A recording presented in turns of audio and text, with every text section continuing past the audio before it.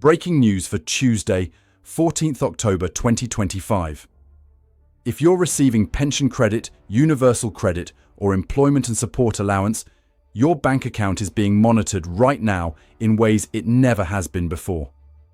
The Department for Work and Pensions can now require banks to check your savings, overseas accounts, and linked accounts without telling you first. And if your account shows more than £16,000 in savings while claiming these benefits, your payments could be suspended within days. I've spent the last week reading the official gov.uk fact sheet published 18th June, and what I found will shock you. This isn't about catching fraudsters. This is about how innocent pensioners managing their money carefully could accidentally trigger investigations. By the end of this video, you'll know exactly what triggers a flag, which benefits are affected, and the 5 critical actions you must take this week to protect yourself. Hey everyone, welcome back to UK Pension Guide. If you're new here, this channel breaks down complex DWP policy changes into plain English. I read actual legislation, not just headlines, and show you what action to take today based on verified government sources published 14th October 2025. So here's what changed this month. The Public Authorities Fraud, Error and Recovery. Bill 2025 gives the DWP new eligibility verification powers that started rolling out in October. Under these powers, the DWP can now send notices to banks requiring them to check accounts receiving specified benefits against eligibility indicators. The 3 benefits affected right now are universal credit, pension credit, and employment and support allowance. State pension is explicitly excluded and cannot be added in future. Here's how it works starting this week. Banks receive notices from the DWP asking them to check accounts against specific criteria. For pension credit, you cannot hold more than £16,000 in savings and remain eligible unless that capital comes from exceptions like compensation payments. If your account shows savings above £16,000, the bank must report limited information to the DWP, including your account number, sort code, name, date of birth, and confirmation your account meets the indicator. They cannot share transaction data showing what you spend money on, but they can confirm you have savings above the threshold. The DWP uses this information alongside other data to determine whether further inquiry is needed. A human will always be involved in decisions affecting your benefit. But here's the critical part. This happens automatically starting this week. You won't receive a letter saying your bank account is being checked today. You won't know it's happening until the DWP contacts you if your account triggers an indicator. Let me show you real examples. Margaret is 76, receives pension credit, and lives carefully on a budget. In July, her sister passed away, leaving her £18,000. Margaret deposited it in savings while deciding what to do. Under new rules active today, her bank could flag this to the DWP because her savings exceeds £16,000. Margaret could receive a letter within weeks asking her to explain the source. She'd need to prove it's an inheritance, which is allowed.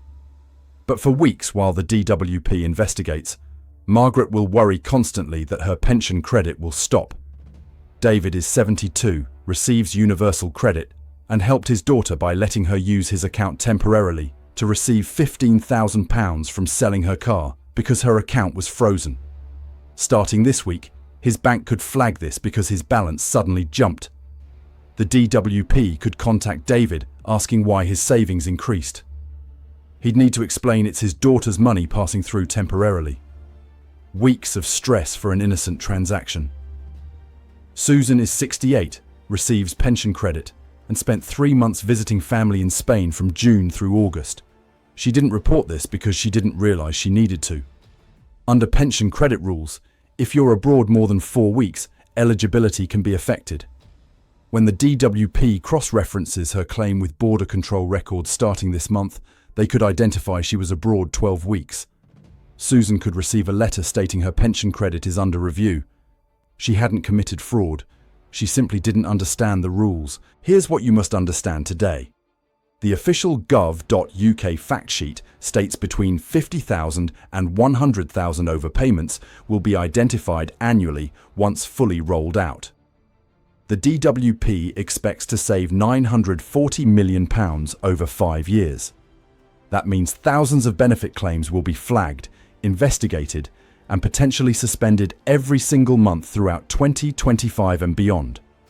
Now here's what you must do this week. Step 1. If you receive pension credit, universal credit, or ESA, check your current savings total today. Count every account including ISAs, joint accounts, and any linked accounts. If your total approaches £10,000, you're getting close to reporting thresholds. If it's above £16,000, contact the DWP immediately at 0899 6900 to report it before they discover it through bank checks. Voluntary reporting looks far better than being flagged. Step 2. Review any large deposits or withdrawals in the last 6 months. Did you receive an inheritance, insurance payout, compensation, or help from family? Gather proof today, including letters from solicitors, insurance documents, or bank statements showing where money came from. If the DWP contacts you this week or next, you'll need this evidence immediately. Step 3. If you've spent time abroad since April for more than 4 weeks continuously, report it to the DWP today, even if you've already returned. Call the office handling your benefit, explain the dates you were away, and confirm whether it affects your entitlement. It's better to report now than have the DWP discover it through data cross-referencing. Step 4. Make sure every piece of personal information the DWP holds is accurate, including current address, phone number, bank details, and marital status. Incorrect information makes investigations longer. If you moved house 6 months ago but never updated your address, do it today at gov.uk or by calling your benefit office. Step 5. Understand what information banks can and cannot share. Banks cannot share transaction-level data showing individual purchases. They cannot share special category data about your health, ethnicity, or political opinions. They can only confirm whether your account meets specific eligibility indicators like savings thresholds. If a bank employee tells you they're sharing detailed transaction history with the DWP, that's illegal and you should report it. One more critical thing. State pension is explicitly excluded from these powers and cannot be added by future regulations. If you only receive state pension and no other DWP benefits, your bank account will not be checked. However, if you receive pension credit alongside state pension, your account is subject to checks because pension credit is included.